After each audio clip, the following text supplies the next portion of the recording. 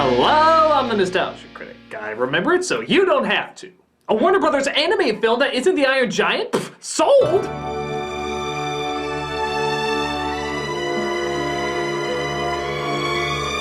I honestly think from day one I've been getting requests to review this movie. Well, I don't know anyone that sees the 1994 adaptation of Swan Lake as the worst thing ever. It does carry this awkwardness that just enough people saw to make 4 more direct-to-DVD awkwardnesses. It also helps that the movie at the time was very well advertised. Every other kids show had a commercial for this playing in between. But also keep in mind that at the time, the only animation studio making any kind of profit back then was Disney. And just the same way Disney re-released The Little Mermaid for a limited time when Anastasia posed a threat. Guess what movie, only 5 months after its premiere, they decided to re-release on the exact same day? Go! Highest grossing movie Disney's ever made at the time! What lousy luck! What are the chances we just happened to re-release this film on the exact same weekend? The company's a monster. But after it went to video, kids were still kinda curious whether or not there was anything worth watching in it. The answer? Well, let's take a look for ourselves. This is the long-requested Swan Princess. The film opens up once upon every fairy tale backwash as an old king awaits the birth of his first child. He was growing old and had no child to inherit the throne. Then, happily, a daughter was born, and she was given the name Odette. Here's to the assumption that her mother died in birth! Yay! Many come from across the land to visit the newborn 3-year-old, and the king forms a plan with a queen from another kingdom to play matchmaker with their kids. But an evil sorcerer named ROTHBART, whose name is so strange I need more time to think of a proper joke for it, apparently has other plans. For he was preparing to take William's kingdom by means of the forbidden arts. Through the evil leprechaun magic of pink hearts, yellow moons, green clovers, and blue diamonds. They're magically diabolical.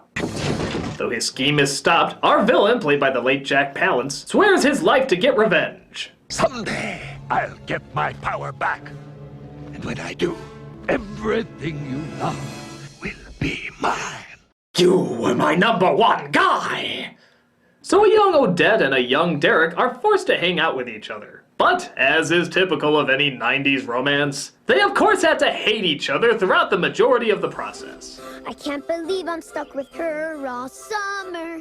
Oh, but she doesn't wrestle, hunt, or box. Now, to its credit, the fact that they're bitter kids does make this scene work a little better. And, yeah, it's actually kind of a cute number. That is, when they're not obviously ripping off other Disney trademarks. I think you really sorta like her. Fess up. Oh, Beauty and the Beast! Pinocchio! So obviously Sleeping Beauty, I can't believe you're ripping off Sleeping Beauty, have you no shame?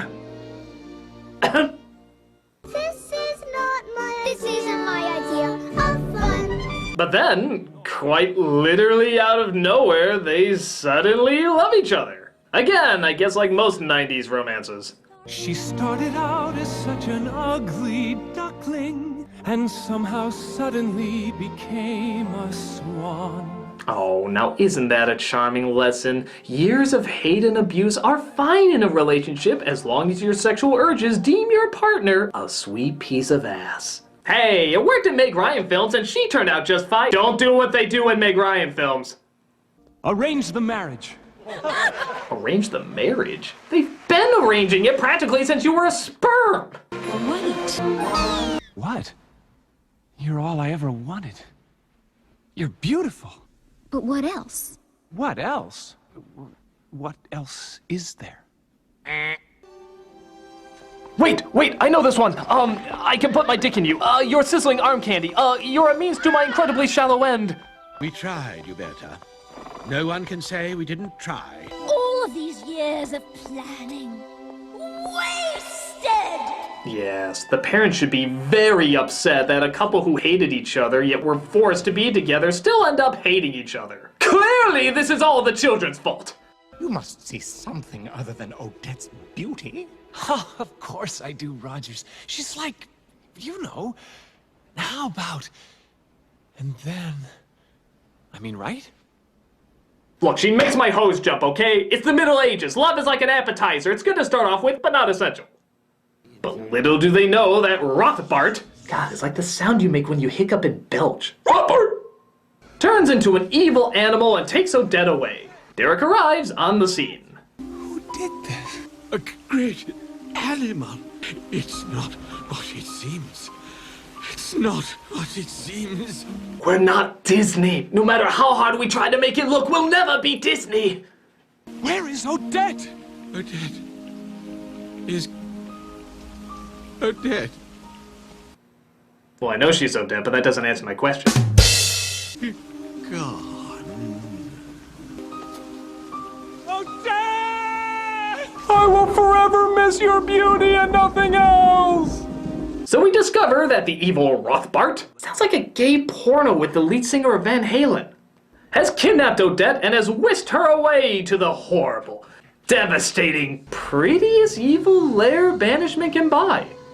Why the fuck does he want the King's Land? He's living in a resort by Thomas Kincaid. Now, don't let my little spell make you sad, Odette. It doesn't even last the whole day. So he turns her into a swan, but apparently the moonlight only on the lake can change her back to normal. He also reveals that the confession of one's true love is the only thing that'll stop the transformation. What I really want is your father's kingdom. Take it then. You have enough power. Once you steal something, you spend your whole life fighting to keep it. If I marry the only heir to the throne, we'll rule your father's kingdom together. Never. Where are you going? As soon as moonlight leaves the lake, you turn back into a swan.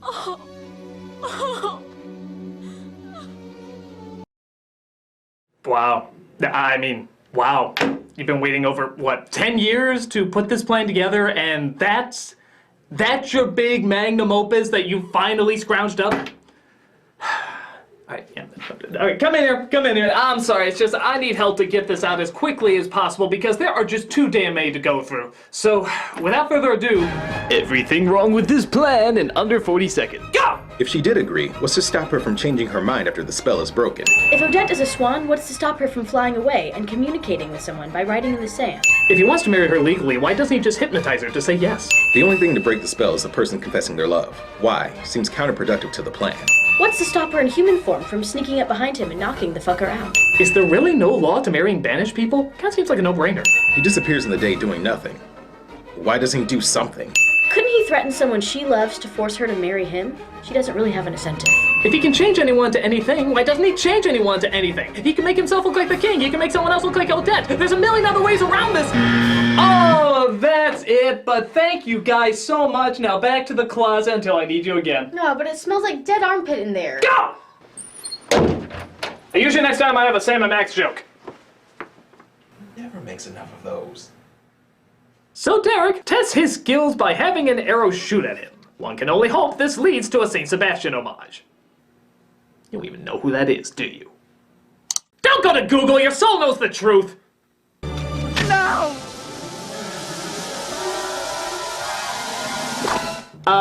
Yeah, can we get the judge's take on that? That's what I thought. Even for a fantasy aimed at 2-year-olds, that's pretty fucking stupid. But he also practices his hunting skills on some of his servants. And sadly, it's not as violent as you would think.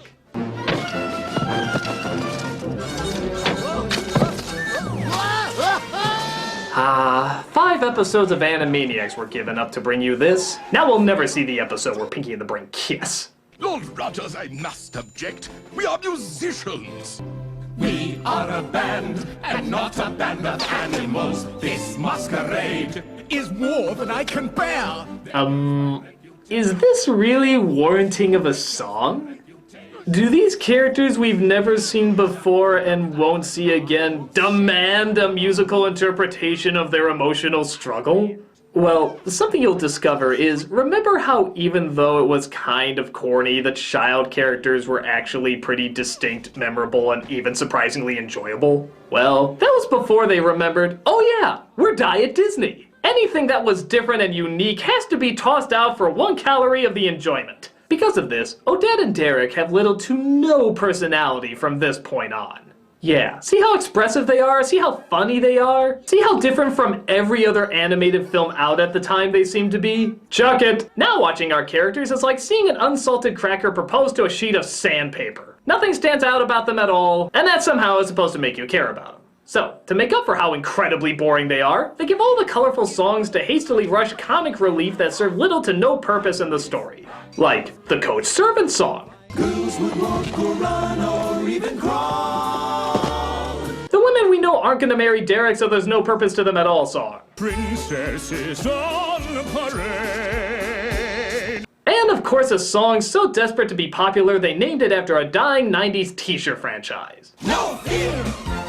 Our backs are to the wall. No fear. Not that I'm complaining. Keep it alive, people. Keep it alive. That last song, by the way, is sung by Diet Disney Comic Relief as well. One is a frog voiced by John Cleese doing a god-awful Lumiere impression. Ha! What a love dance. I don't want these flowers. I must have those. I don't know. I like his other French take better. I fart in your general direction. Your mother was a hamster and your father smelt of elderberries. Now go away or I shall taunt you a second time. And an upbeat old turtle voiced by... Why don't you just give her these flowers? These are pretty. Oh god, shit, are you serious? Stephen Wright? Friends call me Speed. Ready for action, sir. Hey, batter. Have a nice flight. Okay, you dumbasses that put a Brit as a Frenchman. I'm not against this guy as an actor at all. Far from it. I'm sure he can be great. But you have to put a fitting voice with a fitting character. The turtle is usually smiling, always getting involved, and feels a constant need to help people. Would you choose this guy for that? She said if you could know how and when you were gonna die, would you want to know? I said no. She said forget it then. He's the only actor who can completely not try for a role and you would never know the difference. Unless your character is called Depressy Duck or Suicidal Salamander, it's not gonna work! I can only kiss the man I love. And then he must make a vow of everlasting love. I know. And prove it to the world. Prove it to the world? Wow, that's a pretty egotistical spell you got there. Don't a lot of Hollywood couples try that and it doesn't usually turn out very good for them? Derek, you and I were meant to be. But hey, that would be indicating that this movie knows nothing about real love. And hell, we all know that's not true. Take this scene where our couple sings about how much they love one another, even though they left on bad terms, called off a wedding. 90% of what we saw then convinces us why they shouldn't be together, and absolutely nothing about them has changed at all. True love? Yeah, there's nothing in this movie outside of one look where they ever share any chemistry. Remember when Odette wants Derek to say something else he likes about her aside from her beauty? Is beauty all that matters to you? What else is there? No, the more I think about it, I'm siding with him. What else is there? Nothing stands out about you two that makes you interesting at all. If this movie can't explain what else about them is supposed to be unique, why should the characters? Disney developed more on-screen charisma with characters that you only knew for a few days. You guys had a fucking childhood to develop their romance and you still ended up botching it. How is that possible? I'll never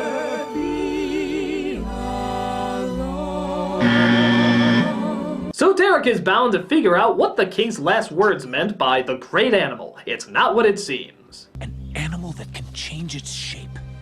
A harmless creature approaches. Then, suddenly, it's too late. You mean it could be anything? Anything. Okay, I guess that's a clue, but what are you gonna do about it? Oh, you know the great animal when you see it. I'll know. That's right! They go around to random animals, any fucking random animals, and just start shooting at them. Heck, he even goes after Odette, trying to avenge Odette! A swan. Of course. This one's for Odette. What the fuck is wrong with these people? This is both stupid and insane! Even the McCarthy trials weren't quite this ludicrous! Mr. Rooster, are you the great animal? No. Yes, you are. Miss Kitty, are you the great animal? Yes? Nice try. Mr. Mole, are you the great animal? Animal always great! Wrong answer. Mr. Worm, are you the great animal? Well, my friends always call me great. Whatever, take this. Huh, it'll take more than that ought to do it. I mean, do they have any brain cells in them? Any logical thinking? I mean, it makes no fucking sense. Anyone could be the great animal. I could be the great animal. It's you, you fucking maniac! Hey, put the safety on that thing! I'm sorry, we gotta take a break. We'll be right back. You're just looking for excuse to shoot things! You're like the NRA! Ah!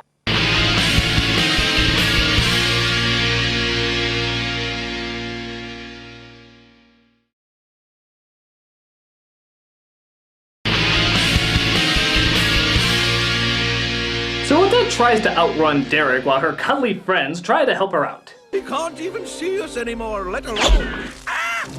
Stayed up, Carl. The always popular smoke from arrow makes beard gag. Classic? But she leads him into the pond where she shows her true colors. No one believed me, but I knew. You can't stay. Can't stay? No, I'll never let you out of my sight again. You're just so beautiful and nothing else. There must be some way to break the spell. You must make a vow of everlasting love. You must prove it to the world. The ball. Tomorrow night, before the whole world, I will make a vow of everlasting love. And by the whole world, I mean the small number of people I can crowd into one room inside my castle.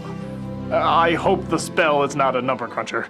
So he takes Odette with her as a swan, as he's promised never to lose her again. Or he just leaves her in the hands of a psychotic monster, as most loved ones do. But it turns out our villain has heard the whole thing. Come to the ball. I will make a vow. Thought you could fool Rothbart.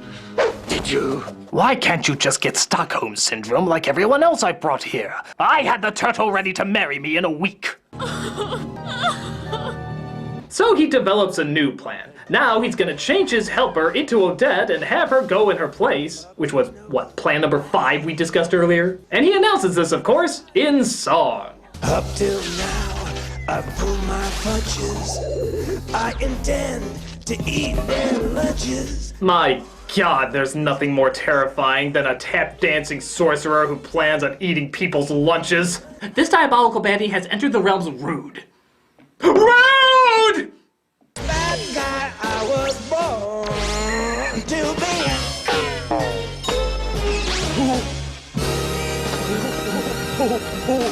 One more time! Really? You think this song is good enough to warrant a one more time? I know you gotta fill up that 90 minutes somehow, but couldn't you put that extra effort into hiding the obvious frame cell at the edge of the screen? No, I mean the magical bar of hollowness!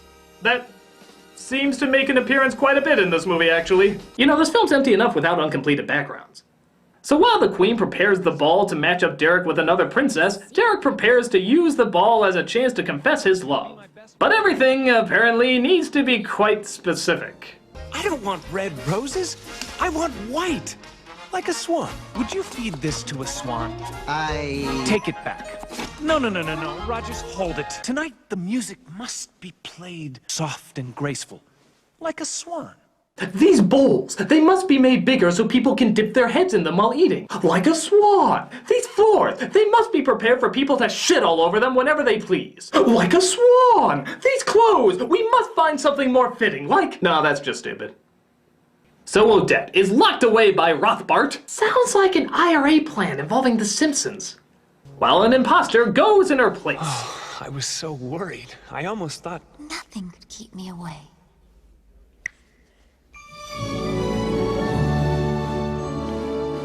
Little Mermaid, you unoriginal fucktard bastards who couldn't come up with an original idea if everybody on the earth was dead and there was nobody around to steal ideas from for the rest of your days. Allergies. Rogers, who is it? Do you know her? I don't know. Come now, Rogers. I know he confides in you. Wait a minute. Why don't they recognize her? Is Odette really so bland that watching her grow up throughout her entire childhood honestly left no impact on them whatsoever? God, she really is beautiful and nothing else. Go! So Odette's friends help her escape by fighting the ripped-off designs from All Dogs Go to Heaven. Big-lipped alligator stealing! But arrives at the castle just a moment too late. I make a vow of everlasting love. To Odette. Oh no! Instead of confessing his love to Odette, he confessed his love to Odette! Wait, this makes no sense. He still said Odette, but nothing in the spell said she had to be in the same room. It's not like he said, I confess my love to this person on my left. He clearly said Odette. You know, this is really why spells need to be looked over by lawyers first. I greet you with Cheeto lightning. You should have left her to me. Now, Odette will die. Odette! Wait, why will Odette die? Okay, even if she did, doesn't he still need to marry her? Was that the whole idea behind the plan to begin with? How is he gonna rule the land if he still has no position? Look, I know I shouldn't nitpick in a fairy tale, because it's a fairy tale and that's just stupid, but half the dialogue in this is about how the ownership of this kingdom works. He was sad, for he had no child to inherit the throne. We'll join our lands if this arrangement clicks. If I marry the only heir, we'll rule your father's kingdom together, legally. I'm only putting so much damn focus on it because they put so much damn focus on it. Fuck these guys, the politics of Game of Thrones is easier to follow than this. I love you. Odette! I can't lose your beauty and nothing else. Odette! I made the vow for her. Do you hear? I make my Napoleon Dynamite face in your honor. Idiot! Don't let her die.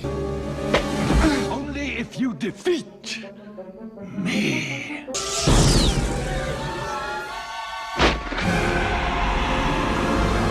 A great animal. My god, the king was right. The great animal wasn't at all what it seemed. It was an evil creature of darkness who consumed anything that was in its way. Actually, that is exactly what it would seem. You were chasing a mouse. A fucking mouse. Curse, overused, non-specifically vague dying words! Good lord, I'm shocked that all my years of shooting people in bunny outfits has in no way prepared me for this. But Diet LeFou comes in, they pull that arrow bullshit again, and the entire climax is only under 2 minutes long. I guess I shouldn't be complaining, it is mercifully short, but... yeah, fuck it, I'm not complaining. It's mercifully short. That, of course, somehow breaks the spell. They get married the next day because obviously they've learned so much more about each other, and the future sequels fly overhead. The prince wants a fighting air force, and it's my job to get you birds in shape. Now, which one of you will be hand-drawn straight to DVD, and which one of you will be computer-generated straight to DVD? Well, I'm ready, Odette. Voila! I've got some schmoozing to do.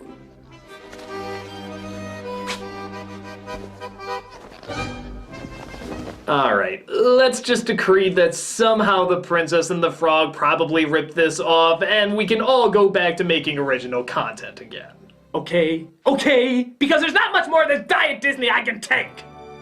This film feels like the movie that Enchanted was satirizing in the first third. It doesn't feel like someone wanted to tell a story out of passion. It feels like it was told because someone else was making money with this other formula, and now they're gonna try that formula. The leads are a bore, the comedy's weak, the animation is much better at being wild and energized rather than soothing and romantic. But even then, a lot of the timing and characters are so poorly executed that even that doesn't hold much water. The only thing close to enjoyable is that opening number. Heck, if the movie was just about these kids growing up, I think we might have had a stronger movie. But as is, it's phoned in, unimaginative, and just a dull waste. I can tell you right now, that is the last time I ever subject myself to Diet Disney. I'm the Nostalgia Critic, I remember it, so you don't have to. Hey guys, how'd you get out of the closet?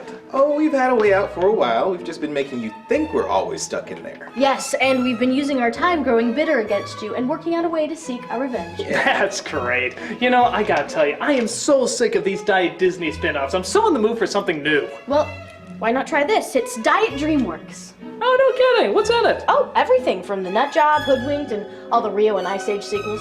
God, that's twice now I've been so mean to Blue Sky Studios. I should probably stop if they ever made something good. Well, if you need more variety, you can always try Diet Pixar. Oh, no shit, and what's in that one? Oh, it's a very simple recipe. It's all the Pixar sequels, excluding Toy Story, of course. Of course, I mean, every diet product gets lucky and has some substance every once in a while. Oh, and here's one you can use in your next review. Seuss Zero. Oh, hey, I love Dr. Seuss. No, Critic, this is Seuss Zero. It doesn't have any of the Dr. Seuss genius in it at all. Wow, that would be great for a review. But, what's in it? And why is it all orange?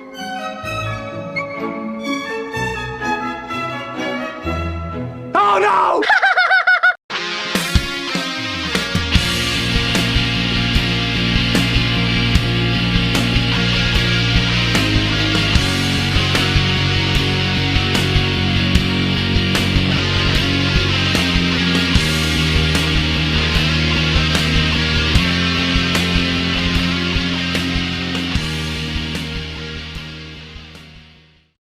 Daresti da mangiare questo a un cigno.